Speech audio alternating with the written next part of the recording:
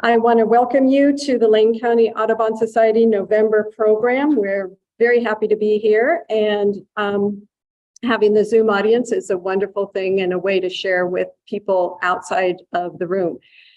We have one announcement from Dick Lamster about the Eugene Christmas bird count, so he'll talk to you about that. May not need this. You do. So how many of you have been on the Eugene Christmas bird count, either in the field or at home? You can.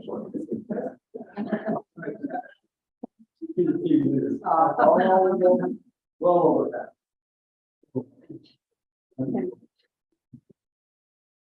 So this will be the 81st Eugene Christmas bird count.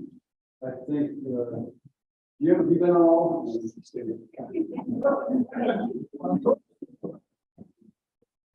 I can't stand still. Well, talk to the camera too. Talk to the camera. Oh, There's people. Ah. There.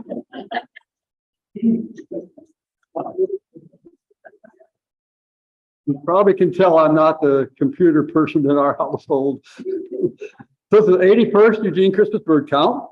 As always, it's a 15-mile diameter circle, been the same circle for 81 years. We have 27 teams out in the field. Some team leaders are here today. Dan is here. Ron. I'm a team leader. Oh, that guy right there.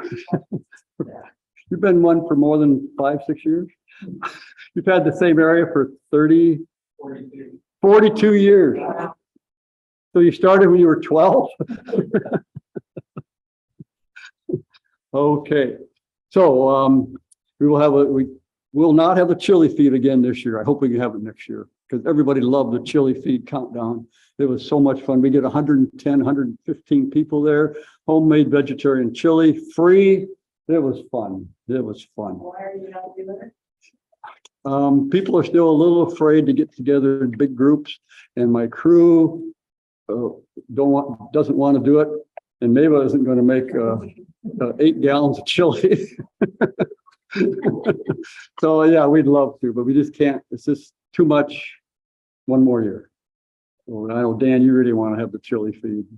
Yeah, we all do. We will have a Zoom countdown though, about 7:30 that night. So we'll send out all that information. We have a good count. We have a lot of people, sometimes 100 up to 150 people out in the field. Our record's 164. Home counters are around 100. Our record is 122. That's a lot of folks watching counting birds for one day. Our species is about the best we can do in our location. About 130 to 135 is our average. Our record's 140. If we were in Arizona or on the coast, we'd have a lot more species, or in Ecuador, but we don't. So 130, 135 is a good number of species for one day. Bird numbers of birds, we'll see 75,000 to over 100,000 birds in one day. A lot of birds. So if you want to go on the field, see me and I'll get you on a team. If you're on a team last year, get a hold of your team leader or they'll get a hold of you. If you want to be a home counter, contact Marcia Maffei, and I have her number there. It's also on our website, laneaudubon.org. Any questions?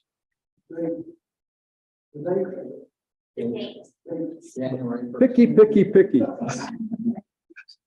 It's always the third Saturday of the count, or third Sunday of the count period. There's about 3 weeks that you can do this. Ours this year will be the 1st of January, which is a Sunday. So 1st of January, Sunday. Thanks, Ron. Okay. Any other stupid questions? Okay, I'm done. Okay, thank you, Dick. That was informative as well. Okay, I'm going to just get things started off tonight by telling you a little bit about what's coming up. I'll tell you about the January meeting because that's the next meeting we'll have here, the next actual Lane County Audubon Society meeting. That's just ours.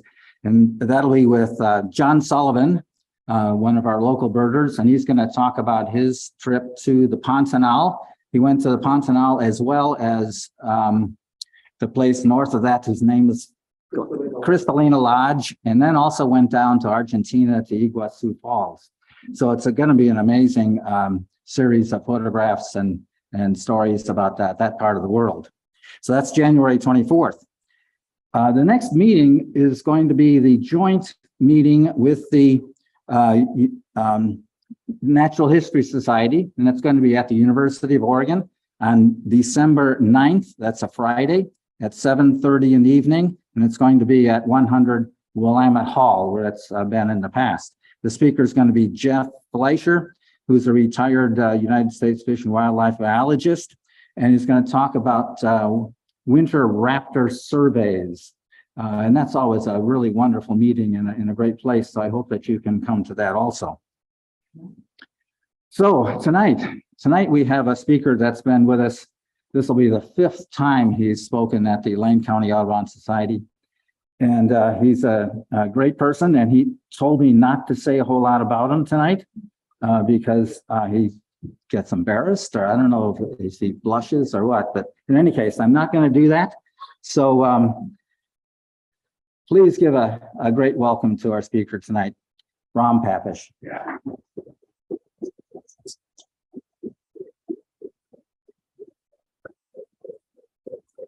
There's nothing worse than hearing about yourself things. I just don't care for it. How does that sound? Does that sound okay?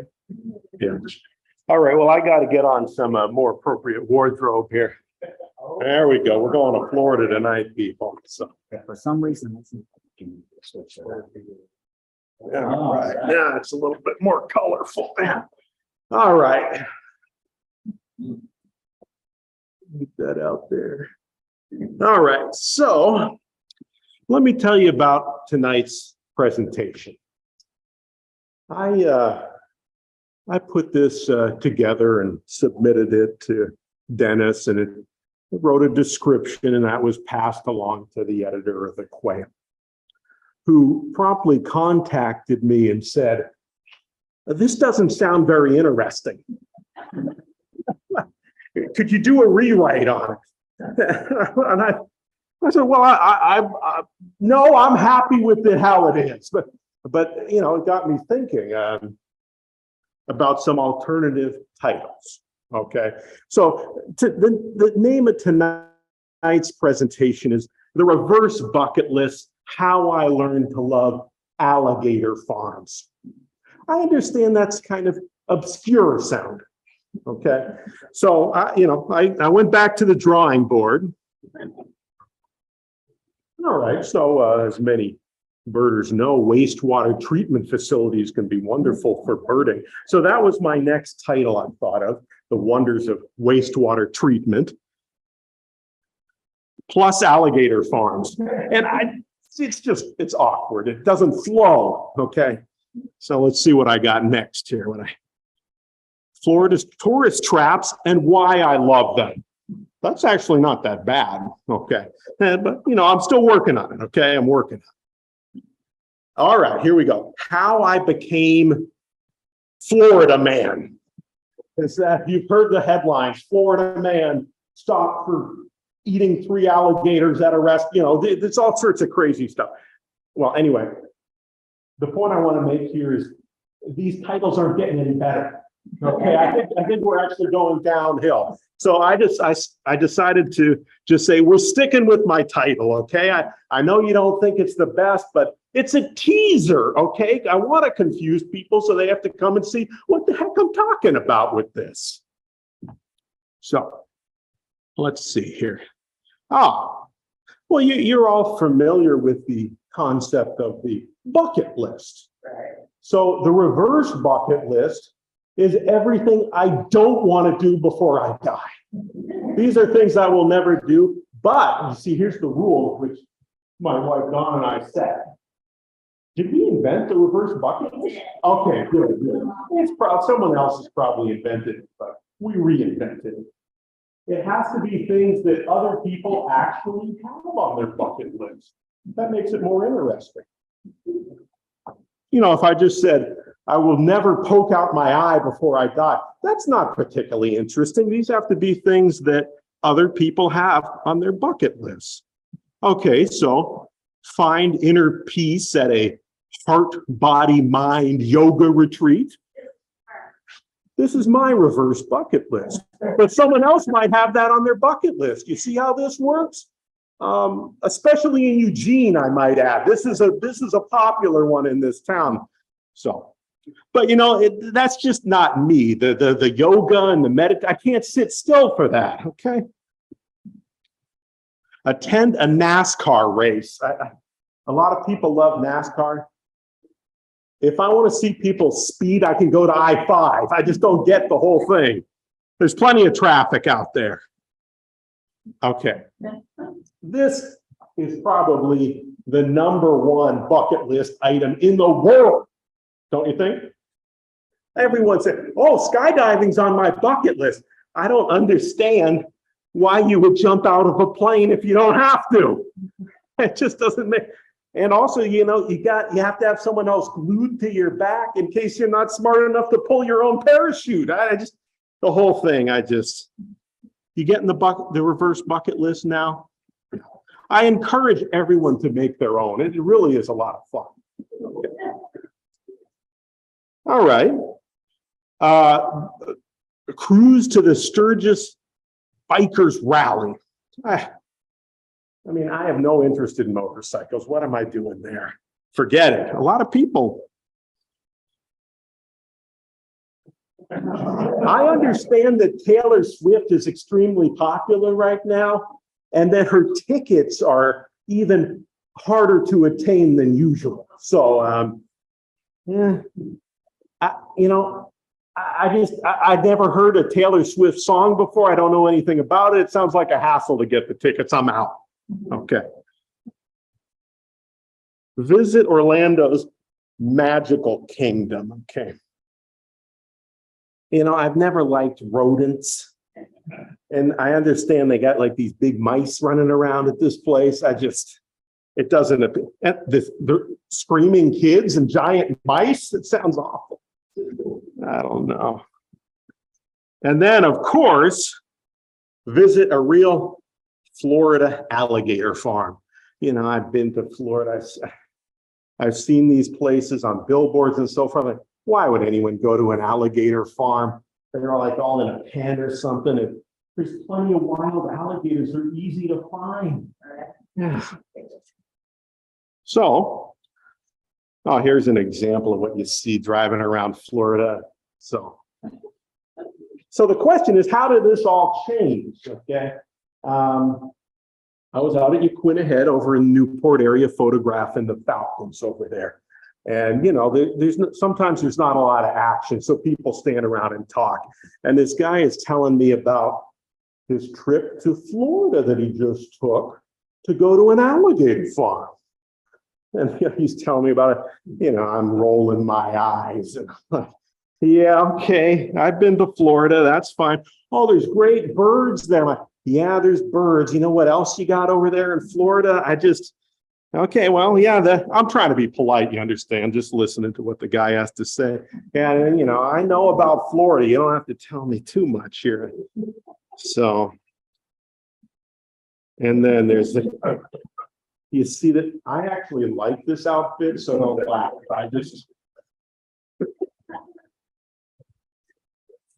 So the guy's saying he specifically went to go to this alligator farm called the St. Augustine Alligator Farm.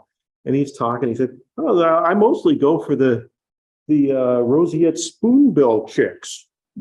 And I said, wait a second here, what did you say? Did you say spoonbill babies? And I'm like, well, this is starting to sound pretty good here. Tell me more about this. So, hey, folks, I'm in, okay? You can stop at spoonbill babies. So I made the trip. Here's the St. Augustine Alligator Farm. It's been around a long time. And while I was there, I went ahead and Googled. I figure I might as well hit more than one alligator farm while I'm there. So I got the Gatorland. I don't know if you can see that in the background. It's in Orlando. Okay. And, you know, while I'm in the area, I also went to a place called Orlando Wetlands Park, which sounds boring, But and no one ever talks about this place, but it is amazing. It's fabulous. I think it's the best bird photography place in the country, even with that boring name, Orlando Wetlands Park. And it is a wastewater treatment facility. Okay. But it is just wonderful for bird photography. And it's a beautiful place.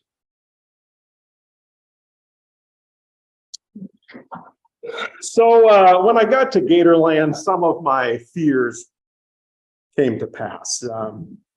You know, that you can get this picture made that you can pose. I didn't pose it because the price on this is $23.99 for a 5x7, and this is before inflation. I can't even imagine what this would be now. And you know, you got this whole thing, you got this down here, you got the people with their poles and they're putting the dish on there so the alligator, you know, you gotta bear with a few things. We'll get to the good parts, okay? Trust me on this. Oh, meet the capybara, $10 cash only. Yeah. For 20, it'll give you a signature or something, I think. So yeah, all right. You can also pose with a boa constrictor and a caiman with your family if you want to. Yeah. So, but you know, I'm sounding quite critical here, but the reality is I'm not above posing. I mean, once you're there, you kind of get into it. You understand. So I went on this trip with a good friend of mine, Roy Lowe. Retired fish and wildlife biologist and manager, but great guy to travel with. He's terrible at posing for pictures. This is very. I had to get him to grab the tooth. He wasn't even doing that. I'm like, more feeling. I'm like the director. It was useless. I'm telling you. Okay, back to so it turns out, particularly the St. Augustine Alligator Farm, in all seriousness, is a very interesting place. So they have an exhibit, Land of the Crocodiles here. Okay, there's a few little cheesy things, but this really is a great place. They do all sorts of conservation work around the world. And in this particular exhibit, they have all 28 species of crocodilians. Okay, and it is fun to walk around and check all those out. Just a few here. What was that one? The West African crocodile. But, and you know, we think of crocodiles, you think they all look the same, but they vary quite a bit. And I learned about all sorts of species of crocodilian that I never even heard of. This is a dwarf caiman. There's the American crocodile. So interestingly, I don't know if I ever told you this, Don, but I said to him, where's your spectacled caiman? Okay, that's the one they don't have. And the guy said, no one has ever called us out on that before. So I'm pretty proud of myself for that. You know, come on. They said it was in the shop or something like that. Okay, so the other nice thing that this St. Augustine Alligator Farm does, it has a special cast of photographers. Okay, you pay attention, photographers in the audience. Okay, you can get in early before anyone else. And then you can stay later than everyone else by several hours each day. So, and Roy and I were always the last ones to leave at sunset. Everyone else had left. And look at this beautiful place. I don't know if you've noticed, but all those dots in the trees, those are birds. So this is pretty fantastic. So the bird walk is running through a large heron egret rookery.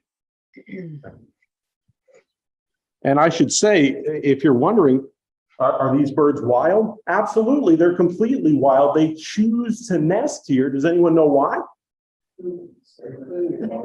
Protected. The alligators control underneath all these nesting shrubs, keep the raccoons and other predators out. It's a great system.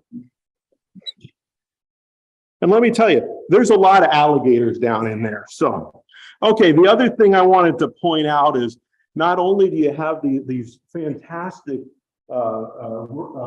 colonies of breeding birds, but you can also have ice cream while you're taking your pictures. You got some nice soft serve there. It's very comfortable weather. What else do you want? Okay, so we'll go ahead and get into the bird photography. That's what most of this show is. This is a wonderful place for photography, and I'm going to share a lot of pictures with you. Okay. All right, so this is a little blue heron in breeding plumage. You can see that the eye gets very dark and the beak gets a really nice deep blue. And the feathers on all of these herons look great during the breeding season. And I made this trip in mid-May, which is the perfect time to go. All right, here's one for Blue Heron Bob in the audience. We got plenty of blue herons there, but in Florida, you can just walk right up to them. They don't fly away from you. It's terrific. Nice expression on this blue heron here. Check out that. Isn't that tongue crazy? It looks like a bird of paradise, doesn't it? That's a good observation. Here's the tricolored heron. It's a beautiful species. Look at that crest sticking up when it's a little bit excited. A very long necked species. It's that long neck, very sinuous and elegant bird. These are all nesting in abundance at the Alligator Farm. I like the background on this. A little bit of an impressionistic ripples in the water behind. Here's an intimate nest scene. And here again, these birds, when they're just initiating nesting, they're at the peak plumage and coloration on the skin around the eyes and the beak. Everything's at its peak this time of year. And you can walk right up to these birds. You don't need a really long lens or fancy equipment. You can get exceptionally close to the birds at both of those alligator farms. Gatorland has a colony too. It's not quite as good as the St. Augustine, but it's also very nice. Oh, there's a nice, some ruffled feathers showing off here. You gotta like that.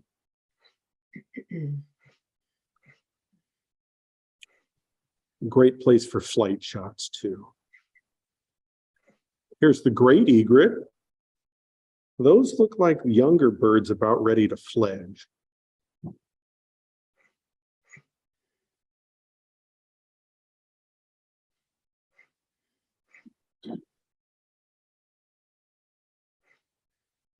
So the action at the Alligator Farm, my understanding is it gets started in March. Okay, so if you're thinking of making a trip out there, the activity starts with a lot of the mess around with sticks and starting to build the nests in March and progresses through the season till it peaks with large chicks in May. And in May, it gets very loud. Okay. You'll see why later. Here's the nice snowy egret with its yellow slippers. Okay, so you could see on this individual, the area of the skin around the eye and in the sears is yellow. And here in peak breeding plumage, it turns red and they get those long breeding plumes on the head and body.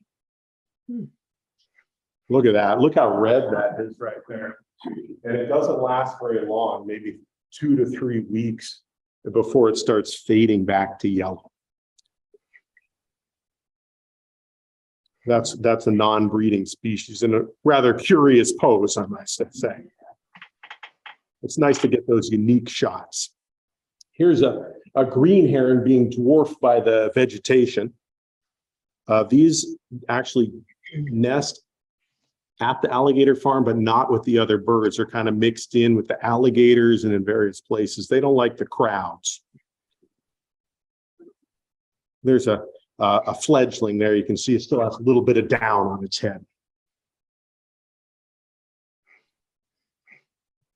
Okay, here's the cattle egret. I think of all the herons and egrets, they keep that breeding color for the shortest amount of time, just about 2 weeks. And you can see that the deep color around the eye and onto the bill, and even that eye color seems to change and get a deeper red. Oh, okay, here's the purple gallinal.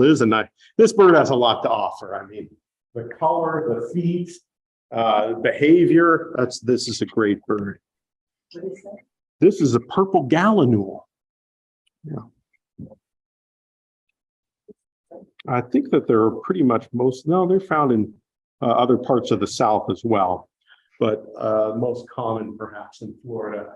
Here we have a male and female white ibis. Okay, the male is larger. Most of these wading birds, the sexes are similar in size, but this is the male. The female is actually the one that so the feathers are further back on her head. She's got the bright red on the face and the darker tip of the bill. And this guy is more a little bit plainer looking without those features. There's a good looking ibis and breeding plume. See how red that is? Oh yeah, that's good and red up there. How am I looking on the Zoom? We got my face in the picture, okay? Okay, you might as well check these things. Okay. Okay, here's a young ibis, and it's a very interesting thing at the Alligator Farm. Exactly at the same time every night, lots of ibis fly into roost, and I haven't actually looked into this. They must nest at a different time, but in a different location, because there weren't any nests there, but huge numbers of them fly in at 7:23 every night. Okay. And here's another young bird, and it's obviously been getting muddy all day.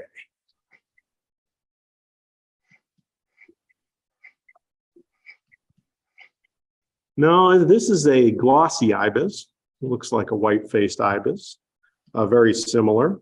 You can see it's got some nice color. The light, it's sometimes, a lot of times they just appear dark. Sometimes they show those nice colors on the plumage there.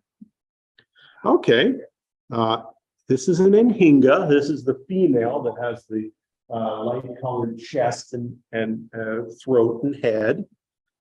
Perched on a nice, how about those feet there? That's pretty nice, aren't they? Yeah, that's some good webbing on there. Yeah. Nicely posed. Here's the male in full breeding plumage. So the Anhingas are related to cormorants, and just like cormorants, during the breeding season, they get these white plumes all over the head. So this one is ready to nest, I'm telling you.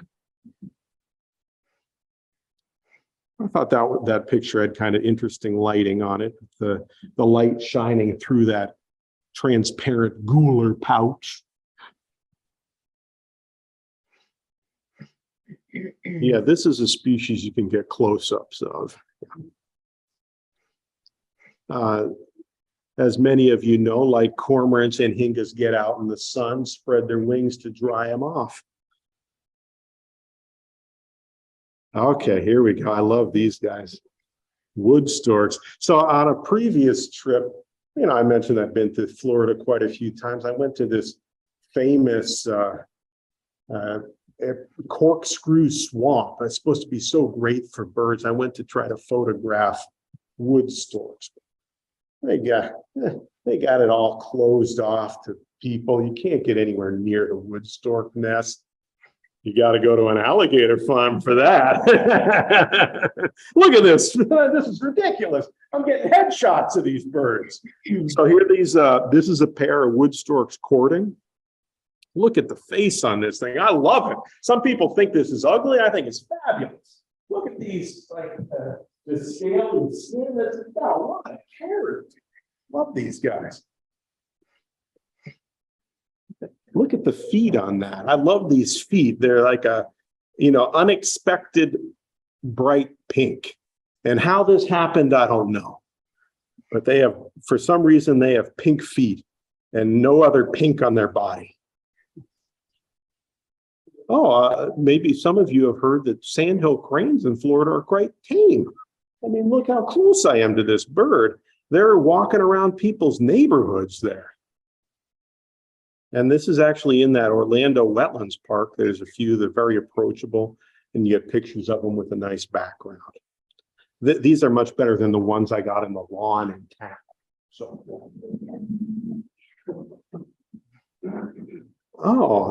and this is the black-bellied whistling duck. As you see, it's a tree duck. And these are actually extremely common. There's big flocks of these flying around Orlando Wetlands Park. And they are endlessly entertaining and beautiful. Here they're jockeying for position on a snag. I encountered some beautiful wood ducks. And what sets these apart, I think, is that nice Spanish moss. I mean, look at this. There's a lot of ambiance here. Look at this. I love that. Lay down. Very pleased with this. I mean, we have wood ducks in our yard, but we don't have Spanish moss hanging around. Come on. Very textural. And, we also have barred owls here, but at Orlando Wetlands Park, they're very easy to see and they come out at a reasonable hour. So you can see this has very nice light hitting it. And you go, they have a group of volunteers there and they'll tell you where each barred owl is. It's like over in that hummock over there, over that clump, you can find another barred. So you can go around and look for these barred owls. This is kind of an interesting shot. Can we get rid of that strip on the top? Or does that just stay there? Anyway, there's a grackle up there that's mobbing this owl. No, this thing here. Okay, that's fine. Okay, here we go. This is pretty fun. We got this owl, you're not seeing these. When they come out earlier, when there's still daylight, you can actually observe some nice behavior. This owl is grabbing a tail feather. And I don't know if you can see that. It's pulling it across there, preening it. And then check this out. Got a nice stretch on that tail feather. Doesn't that look very satisfying? All right, so we've seen quite a few birds here, but you know what I came for, right? Roseate spoonbill, okay. Here's a couple spoonbills getting nice and cozy here. A little friendly behavior between a couple adults. Is that the ear down below the eye? Yeah, she's looking at this. This is the ear right here. And then in the peak of breeding season, they get that black around the back of the neck there. I guess that's supposed to be attractive or something. But, and it particularly marked in the male, it gets very dark, that band across the back of the head. Here's one peeking out from a palm tree.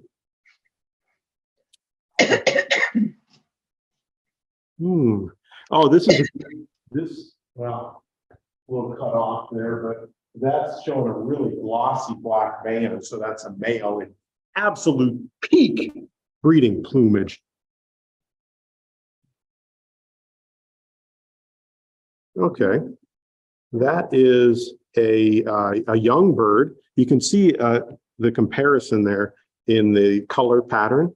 This is it's very rare to see birds that are dressed in pastels, but this is a pastel pink bird. It takes the roseate spoonbill 3 years to achieve full adult plumage. So this could be a second year bird. And most people think of spoonbills down mucking around in the mud and all that and foraging, but they go up in some beautiful tree areas, a nice rhythm to the limbs of this tree here.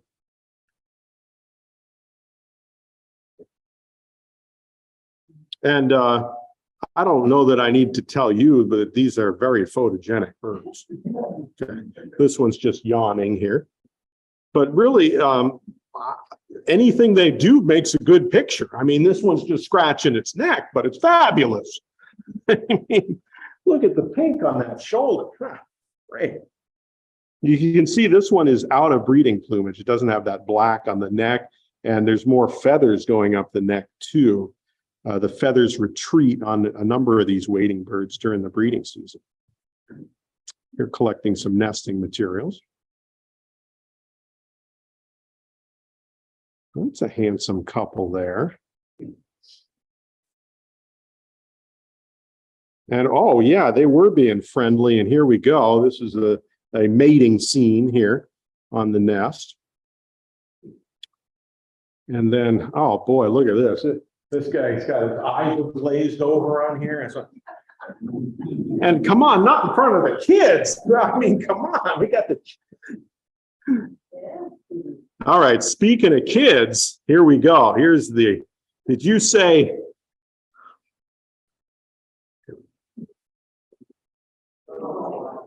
They are super cute.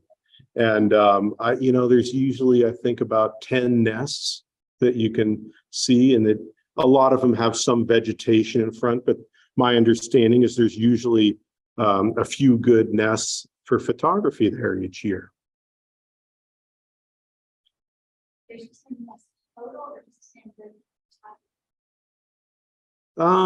There's about 10 that you can photograph. I don't know if I'd go so far as to call all 10 good, but I'd say at least 5 of them would be good. And I think they probably have closer to 25, 30 nests total scattered around.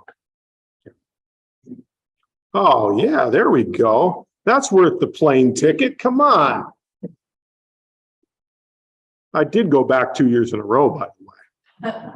And I did buy a ticket for this May too. I haven't told my wife yet. I didn't really. Yeah. But it's not out of the question.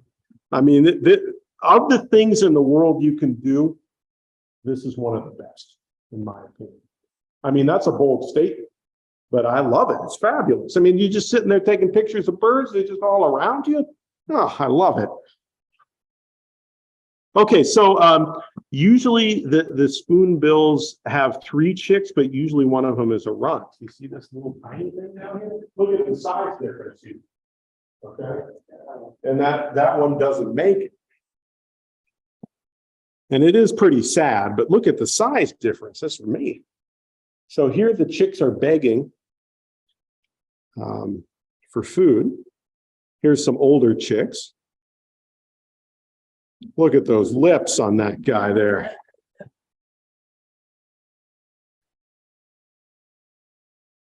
And there's the whole noisy gang. Looks like all 3 of these may have fledged. They're looking pretty good, similar size. That's not, you don't see that very often. So that one's not, the adult there is not yawning. It's getting ready to regurgitate to the chicks. Okay. Yeah, now that's what I call a close-up. Okay, and you can see the beautiful pattern on the beak of that bird. Let's back up a little. There you go. There's the whole head. Okay, so I love the spoonbills. All right, we'll look at primates now.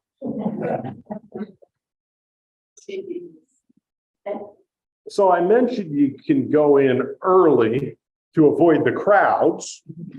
The problem is there's a crowd of photographers. Okay, this is all photographers. This is at 8 a.m. You know, the place opens at 10 and it's already pretty crowded. Look at all those lenses. And so that's, this is St. Augustine, and then this is Gatorland in Orlando.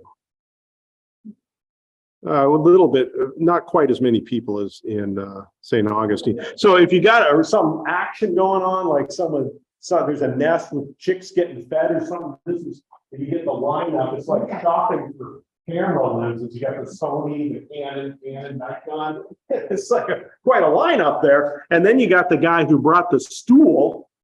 You see this guy here? He's on a stool to get above the rest of the crowd. He's not a basket. Okay, he's on a stool. And don't think I didn't borrow that stool. I'm telling you, very useful. And to answer your question, yes, droppings are an issue. particularly underneath nests that are right above the boardwalk. Okay, so they give you fair warning here and there. You know, it's hard to clean off the equipment. Speaking of equipment, this is something I ran into down on the boardwalk there. You can bring a garden cart or something, and you got the long 600 lens drive umbrella, also a good idea. You got all your necessities there. Some people prefer to go with the baby stroller. That lens is her little baby. Okay, so this is by 10 o'clock, the sun's up in the sky, and you got the cell phone crowd. Okay, so we're losing big lenses and moving towards cell phones for the photography. Also, more styrofoam cups are included at this time. So I usually, we'd stay till as long as we could take it. You know, the crowds are coming, and I think we usually made it till 11 or 12 and retreated only to come back later, you understand, at closing time. And you get this type of deal here. You get all sorts. Oh, here we go. This is actually Florida Man. We've been waiting for him. I did ask to borrow the hat, but okay, so this is just a fun little aside. And if you are going to the Alligator Farm, I do recommend buying one of their reusable cups. Okay, you see these lovely cups. I brought mine home and you still use it regularly. But here's the deal with these. Free refills the whole time you're there. I got the cup, I got the beverage of some kind, and the woman who sold it to me said, you know that you can get free refills all day with that. Let me correct myself, for your entire stay. I'm like, no, you don't understand. We're here all week. And she said, that's fine. Go ahead. So, I mean, I'm telling you, we were drinking all day long out of these things. And I think we paid for our entire trip just in beverages that we consumed. It was a lot of fun. You got to stay hydrated out there. It's hot. This is kind of a fun scene. This little kid, he can barely hold up that camera, but he's enjoying birds. Isn't that great to see? Okay, those were all the primates I saw. I mean, I can't. All right, we can't forget the gators here. We're going to an alligator farm, but as I mentioned, there are also lots of alligators around in various natural areas we visited, and frankly, that's what most people in these areas were looking for. Everyone wanted to see a gator, and I'm like, people, they're really easy to find. They're all over the place, but. Oh, I should mention this one has a lot of freshwater mussels. Quite an interesting shot. I don't think it was eating those, but makes for quite an interesting picture. This is a big male doing its mating display. So it has its head up and tail up, and it's kind of puffing out its side, making a grunting sound. Nah, that wasn't very good. It's deeper. That's better. Okay. And it also, while it's grunting, it's vibrating its side and making all these splashes to attract the females. That's pretty impressive looking gator there. And there's the female responding to his display. And there's the big male sneaking up there to a receptive female. So the incubation period for the alligators is 65 days. Here's some young animals. Look at the beautiful patterns on this one. Really intricate. I was going to say plumage, but I stopped myself. Skin, I think it's called. Hide? It's not feathers. Okay, check this deal out. This is fun. Look at the size of that fish. That's a big gator. Does anyone know what that fish is? Because I don't. I will assure you it's very large.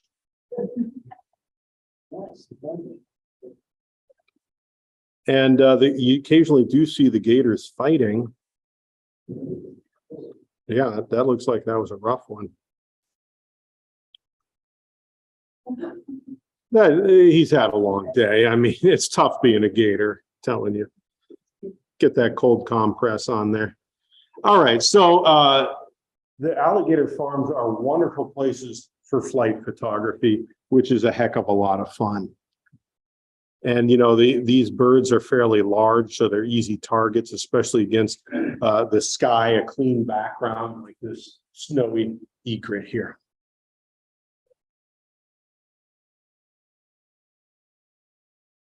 And I always try to get them against a dark background because they pop out a little bit more.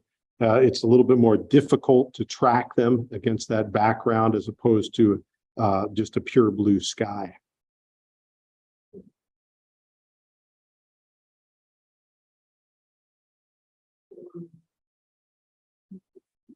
So those are all snowy egrets. This is the great egret.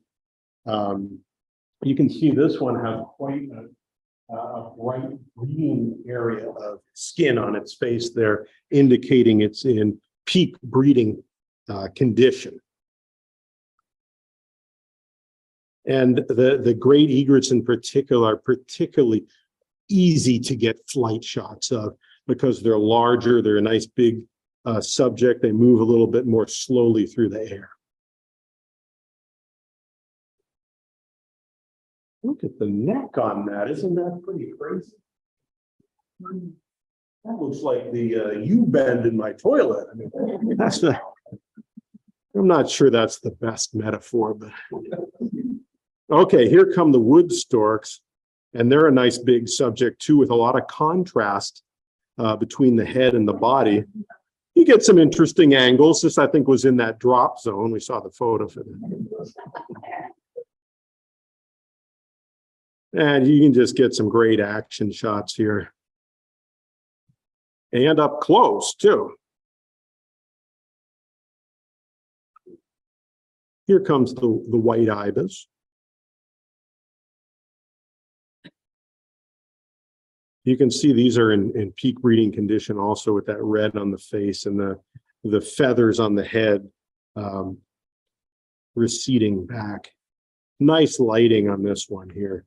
You can see the black tips on the ibis. Lots of birds have black tips because that pigment in the feather reduces wear on the ends of those flight feathers. Some beautiful black-bellied whistling ducks. This is again at the ducks are at Orlando Wetlands Park.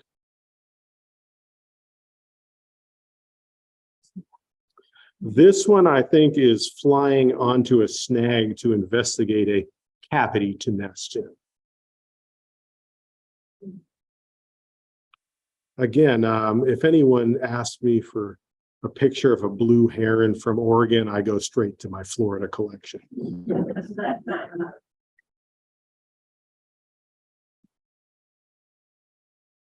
And this cattle egret here is in that brief period of peak color. And we've already established that roseate spoonbills always look good, so you know they're going to look good in flight here.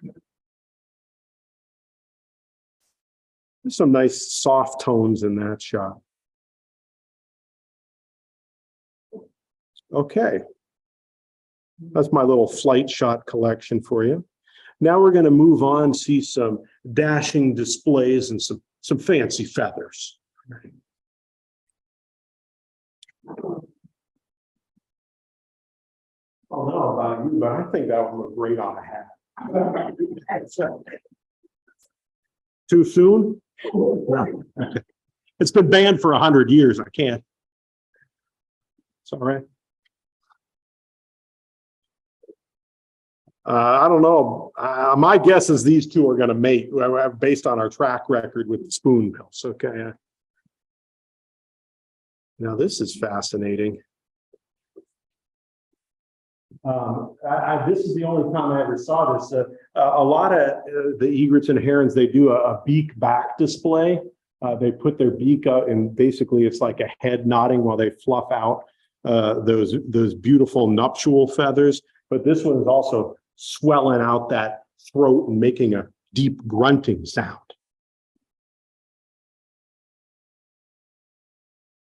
Here you go. This is a different angle on it, but basically, this snowy egret and other egrets, they pump back their head and push it forward as they puff out those beautiful plumes.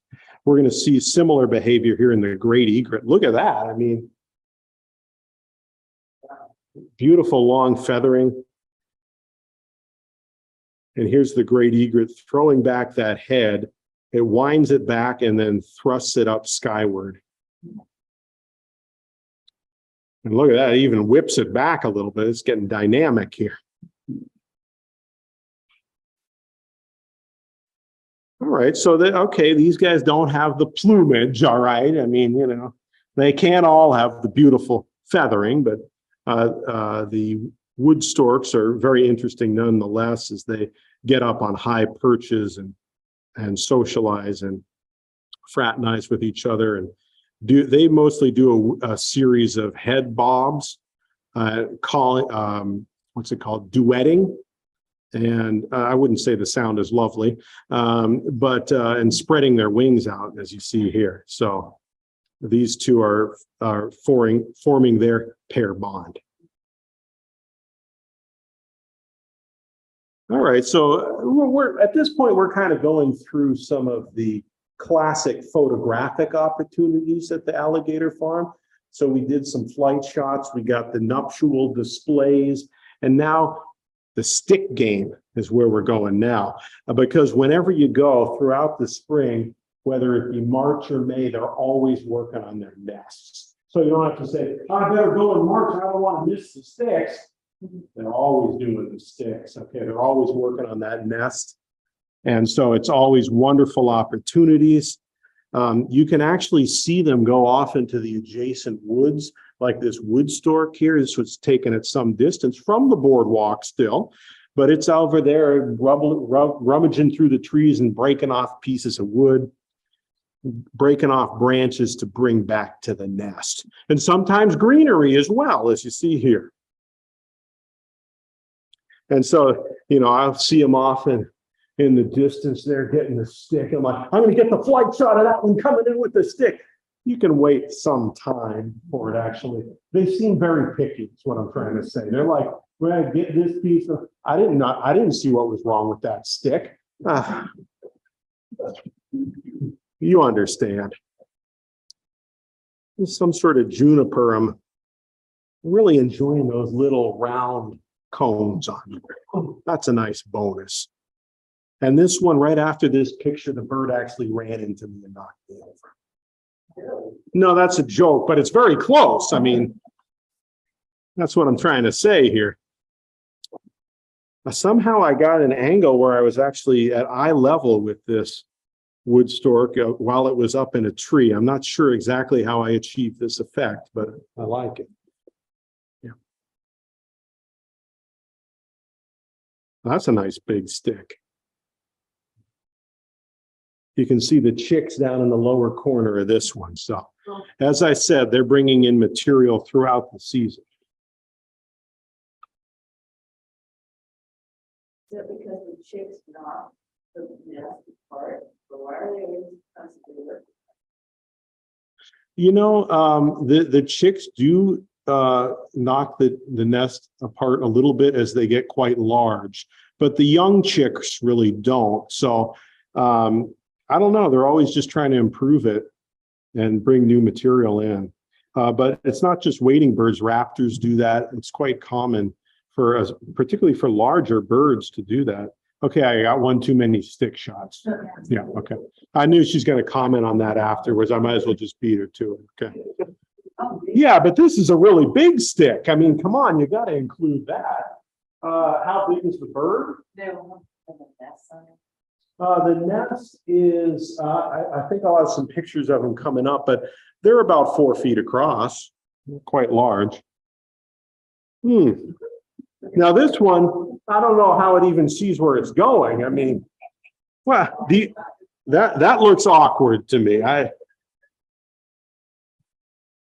Okay, so this roseate spoonbill's in a willow, looking for something. For you know, carefully choosing its selection to bring back to the nest. So one of the great things about being it, you're not just seeing birds, making your list, moving on. You actually can just stay there as long as you want and just observe bird behavior all day long. I love that.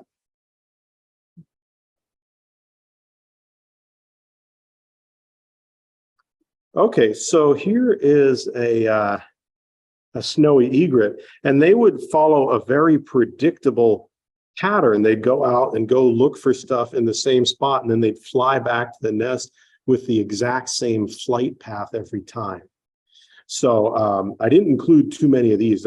This one I included because that was my favorite piece of nesting material. These nice big southern magnolia leaves that this bird was bringing back to the nest. Okay, here we go. The easiest bird to get shots of with sticks is the great egret. And, you know, they're larger, they move more slowly. So it's set up beautifully.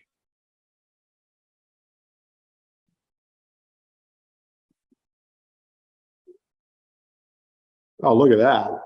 I like how the stick is lined up parallel with the legs there in that shot.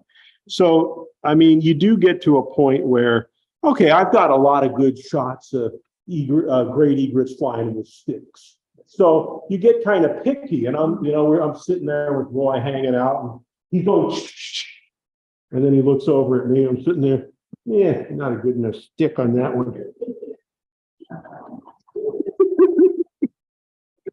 Well, I mean, come on, you got to pick your sticks here. That's that's not the most impressive stick, but it does have the nice green background. So I'll go ahead and take the picture. That one too, nice color on the face. Give me a break. I don't even know why I took that. Now, Roy's over there taking that picture. What are you doing, man? That stick is tiny.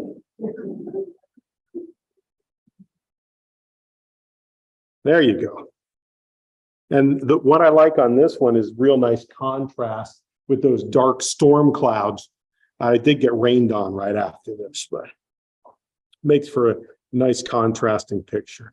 So, and then you can attempt to get the shots of the stick exchange.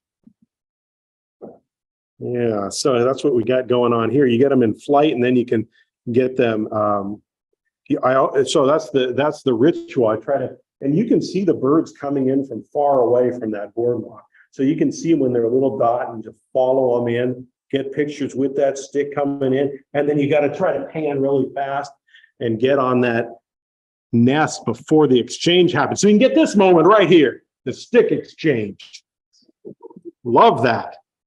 So the other thing that happens, though, sometimes you actually don't need to be that fast with the photography, because this is a curious thing. The male and female often grab either end of the stick and fight over it. They're like pulling one way.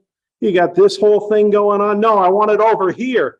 Look at this bird. There's like a nest here. It's so picky for them. So they're back and forth fighting over the stick. It's really quite entertaining. And look, now they wrap themselves into a pretzel over this stick.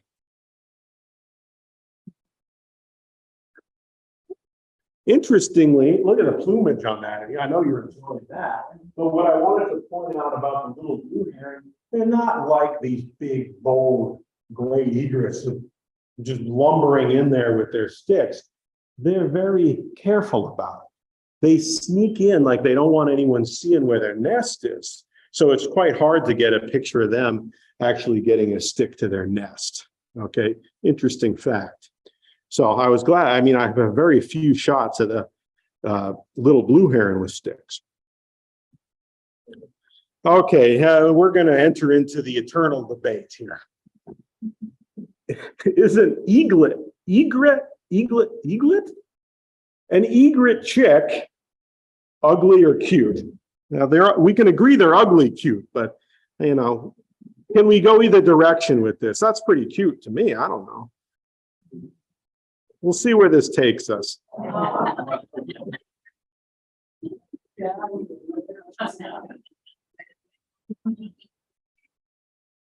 I don't know. I mean, that's really cute, but it's also kind of ugly. I don't know what to tell you.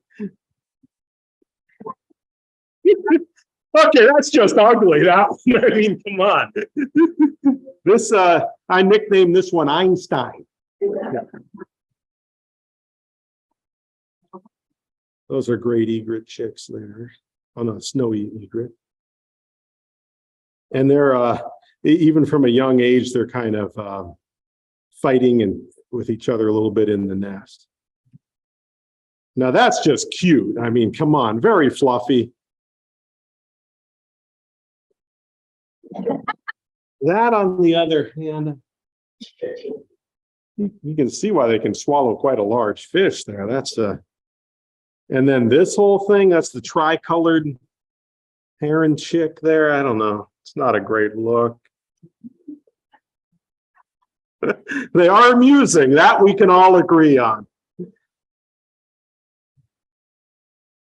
This is a Guillemot chick. Classic, cute, ugly. Ugly, cute. What? No, this is the common, what did I say? Oh, that's not even close. Yeah. I study seabirds during the summer. This is what she said. Classic, ugly, cute. I mean, they kind of look bald, but they do got that, they have the blue eyeshadow, so they got that going for them.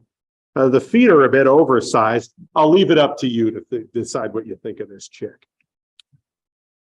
All right, let's see what these birds are eating here. Do a little foraging, shall we? The anhingas are great to watch forage because they, you know, they go around, they have the name snake bird, as many of you know. So they just swim around with just the neck above the water. We did have tourists come up and say, we saw a snake over in that pool. Huh, snake was coming up out of the water.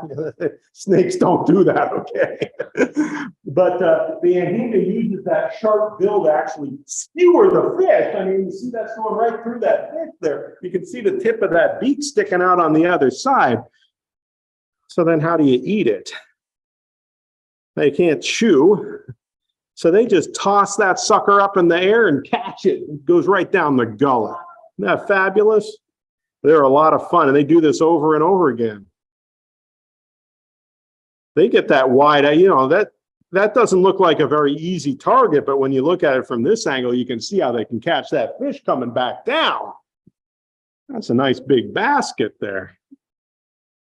And there goes a large fish. I think I missed getting the shot of it with the fish. I just got it in the neck.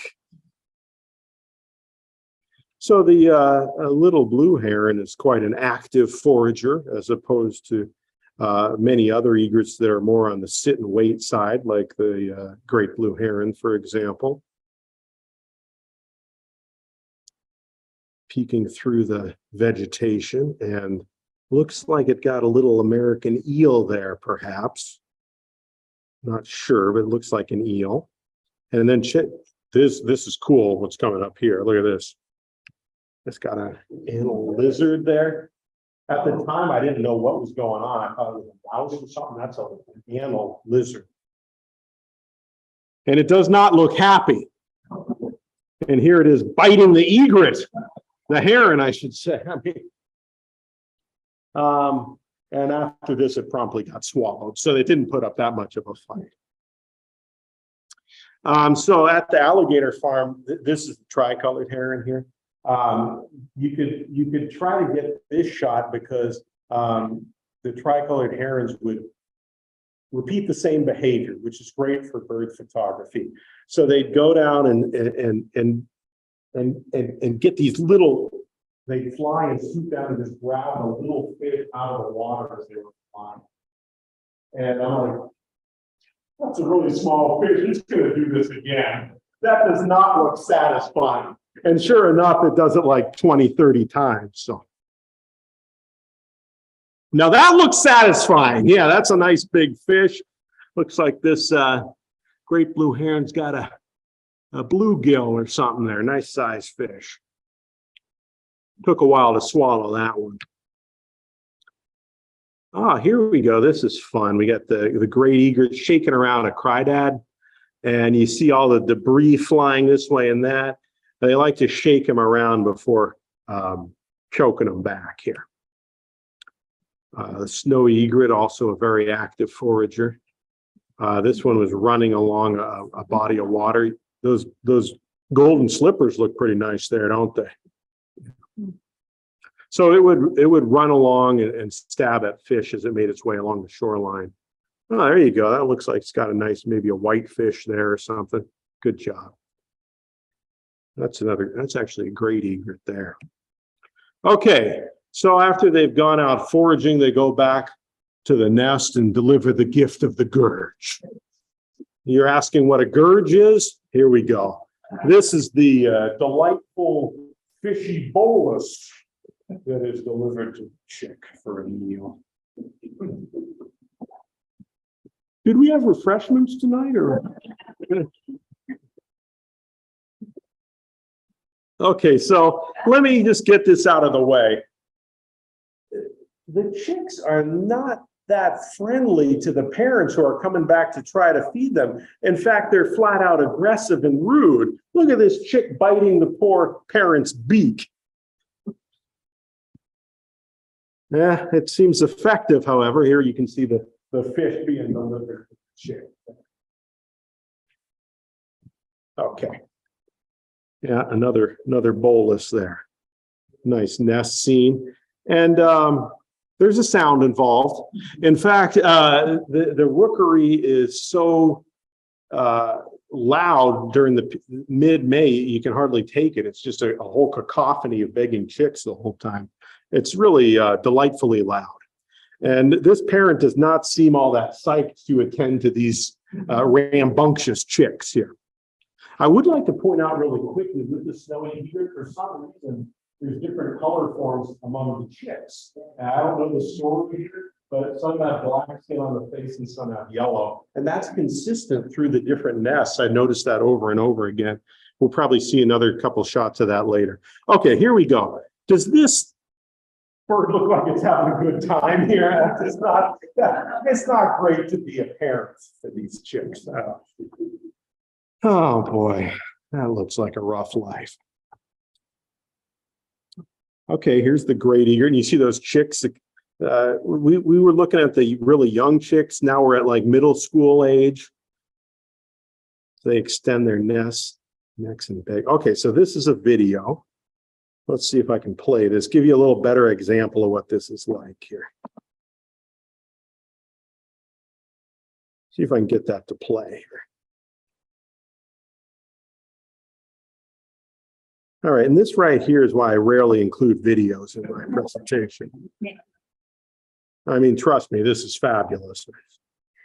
I can act it out, but yeah. I think I'm going to give up on that one there. I only included 2 videos in this program. So. Look at the neck extension on that. I am impressed. Dang. So, you know, these chicks, if they can't get a fish from the parent, they just start biting each other's faces. They're very aggressive.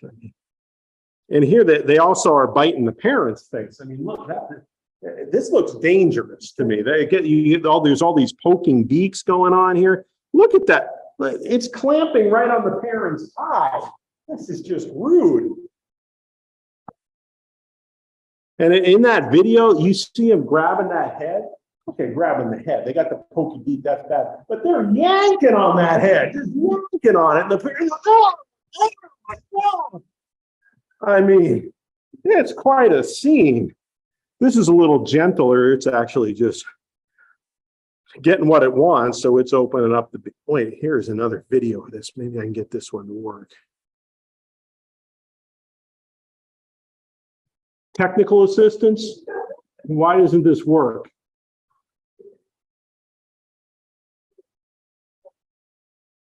Video sources on my computer. It's not on the internet or anything. It's just a video file. Okay. Well, let me just say, this bird right here gets its head clamped by this one and yanked all over the place. Okay, that's what's going on there.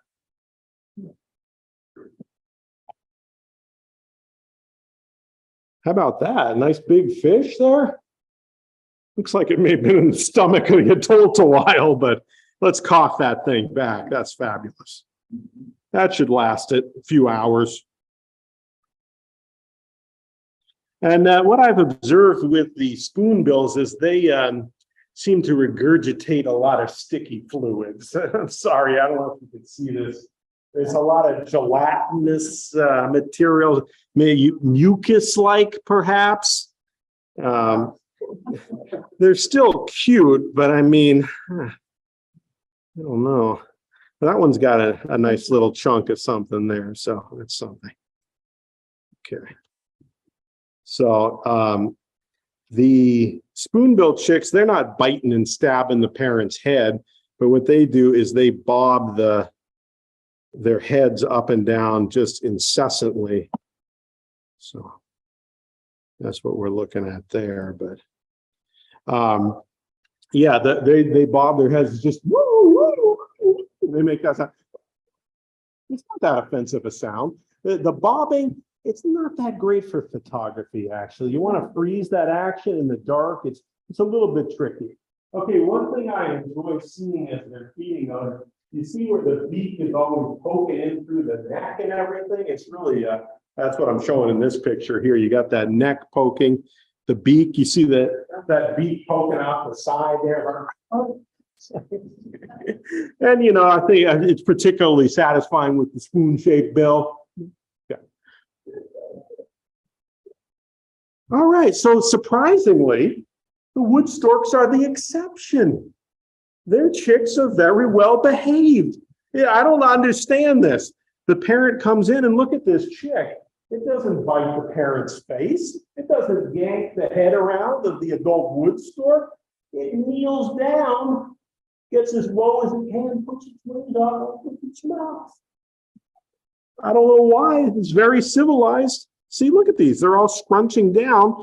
They want to get fed just as much as those egret chicks, but it's just a stylistic difference. There's a nice fish, works the same, okay? They're getting fed.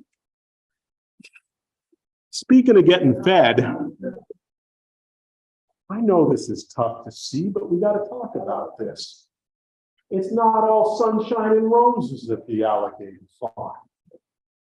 So you get protection from the gators being below, but if you fall, your life expectancy is extremely short.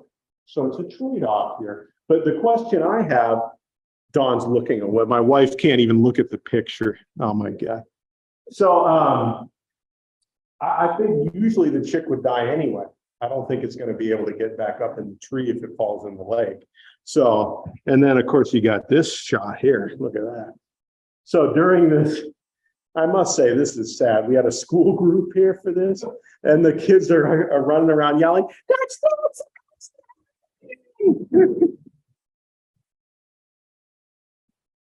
all right. Any soap opera fans here? Okay, so these chicks are about to leave. You can look now, Dawn. It's okay. These chicks are about to leave the nest. They're getting about that age. So here you see one. Gangly looking things, aren't they? They're entering their teenage years. And here we go. I love this. These guys look really funny. So they continue to beg from branches away from the nest. I think it's fair to say that bird looks awkward. You see those legs coming out the back? This old dude. That's quite a balancing act. Okay, so here we're back with the snowy egrets, and you can see the different colors. Isn't that something? The dark skin and yellow skin in the same brood. I don't know. I should look into that. I don't think that's it, but it could be. That would make sense. So maybe it is.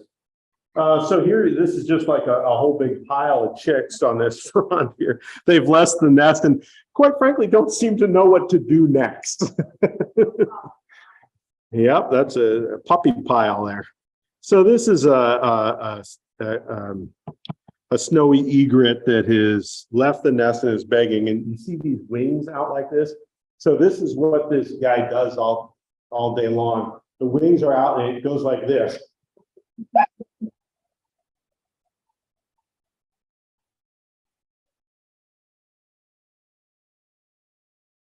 That may have been fun to watch, but all day long, I mean, I'm not complaining, but I did bring some noise canceling earphones. I'm just saying. A nice close up of that looks like a great egret chick there. Okay, and then here's the spoonbill chicks getting ready to leave, stretching those wings and moving away from the nest. That's that same rare nest that has 3 that look like they're all going to fledge. So this chick here is fully flighted and it's still begging for food the next year. Are you kidding me? That's tough on the parents. This thing's flying around trying to get fed still. Ooh, isn't that beautiful? A young sandhill crane. Beautiful, subtle plumage patterns. And here we have some white ibis that have left the nest and are squabbling for a roost spot. Okay, so another great photographic opportunity here at both of the alligator farms is to capture birds flying towards you. You know, it's easy enough to get birds flying away from you. You're scared.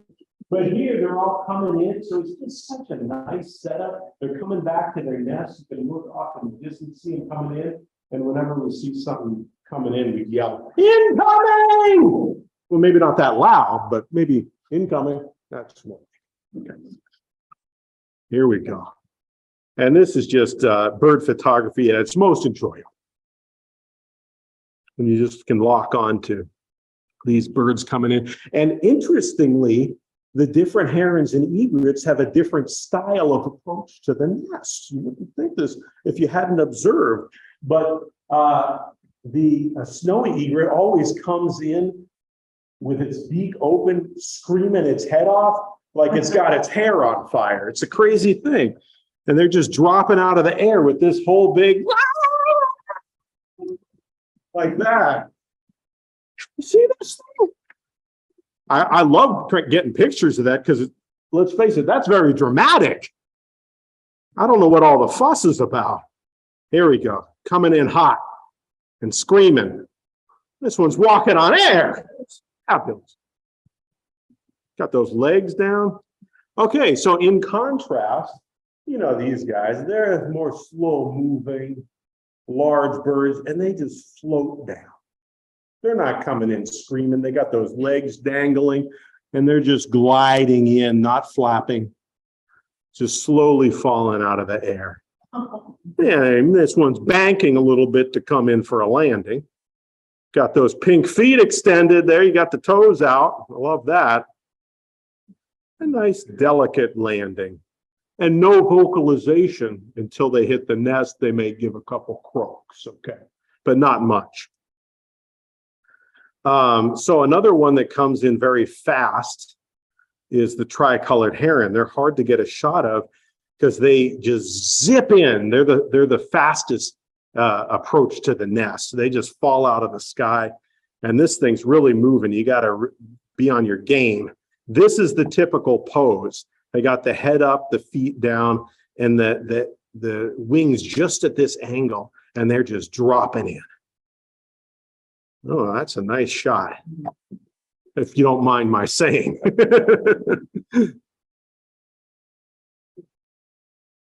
Nice lighting on that great egret there. So the way the great egrets approach, and this is interesting, in contrast to the other species, they tend to come in, swoop down, and then they do this, and as they're swooping down, the neck is folded back, as in the previous shot, and then they extend it as they go up and approach the nest, simultaneously opening that beak and collar. It's terrific. We got some more shots of this. You see that? That's ultra typical. They're in that position, swooping down and then going up to the nest with the neck fully extended and vocalizing. So I like to try to capture that moment. Nice light through the wings on this shot. Okay, here's the anhinga. They make a very rapid approach with the neck extended and the mouth open also. Very hard to get that shot. Here's one getting mobbed by, that looks like a grackle also. And the spoonbills come in gently, just like you'd think they would. They seem like a more mellow bird, no vocalization. They just gently glide in and look beautiful. Except the young ones, okay? They're known for their last minute adjustments. So here we have, I wanted to include some nice whistling ducks coming in. Nice flowers in the background on that shot. Okay, so we're going to wrap up the photos here with another nice moment, which I'm trying to get shots of, the touchdown. So this is just as you go ahead and you track them in, they're doing their distinctive approach, and then you want to capture that moment just before they land. Look at that. That is a centimeter from landing. It's wonderful to try to get those shots.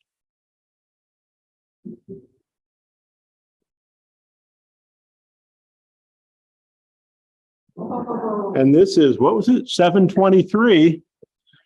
The ibis all come in to roost, and they come in flocks, and it's just, it's one of these situations where, I don't know what to take a picture of. They're out foraging off to the east in wetlands, and they just all come in at the same time. So that's got those nice wings extended, beautiful contrast. And I think that's the last wildlife shot we have. But we're not done yet, because we have to revisit the reverse bucket list, people. So, I mean, you know, this was can you tell I enjoyed this experience? That shouldn't be on my reverse bucket list. It should be on my bucket list, okay? Things before I kick the bucket. So, you know, I got to thinking, and maybe I need to look into these items a little bit more. So let's go ahead and do that. Certainly I can go ahead and cross off, visit the Florida Alligator Farm here. Okay, I got that taken care of. This is now my bucket list, all right? Yeah, so it's good for gators and for birds. So it's very much worth being on your bucket list, not reverse. Okay, visit Orlando's Magical Kingdom. Okay, so, you know, so let me just say, let's visit the real Magical Kingdom. That's not this, okay, that's it. No, this is the Magical Kingdom right here. Orlando Wetlands Park, the real Magical Kingdom. There you go, I'll count it, okay. All right, so now we got the Sturgis bike rally. You know, it occurs to me that the people watching there is probably fabulous. So let's go ahead and do that. We'll add that to the bucket list. Yeah, I mean, look at this. I mean, you gotta, you know, you don't have to, you could just drive there. And you know, the reality is I actually think I would fit in pretty well. I don't, you know, I've known to have some looks that could blend, I think. And some even more appropriate. I mean, I don't see the, you know, right with those guys, you know. Yeah. There's a story behind this that I won't tell. All right, so then we got to rock out at the Taylor Swift concert. You know, I went ahead, I made a point of listening to some of her songs, and it's quite delightful stuff. This belongs on my bucket list. And frankly, you know, I looked at some pictures of the concert here, and I can wear the same outfit as the biker rally. I don't even have to change. I'll just be rolling right through this stuff. It'll be fabulous. Okay. Okay, go skydiving. I mean, half this show is skydiving. I mean, what? Oh, here we go. There's the skydiving. Yeah. Very nice. Okay, what else we got here? Attend a NASCAR race. Huh. You know, I could go to the NASCAR race and drive. I could be in the race. Now, that's the way to do it. My wife agrees? No. Okay, well. All right. So that'll be my goal, to drive, to attend in a driving capacity, a racing capacity. Okay, what else do we have on here? Let's see. Find inner peace at a yoga retreat. I'm sorry, I'm still not doing that. Okay, I just, you know, I'm not an inner peace kind of guy. I don't, and I think rather than go to, I actually found that I fit right in with the tacky tourists. I don't have any problem with that. It really actually is my type of thing. I don't have any problem with it at all.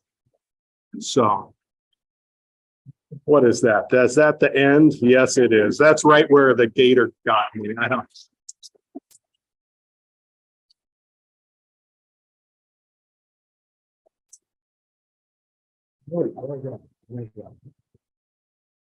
Wow, that was fantastic. Thanks.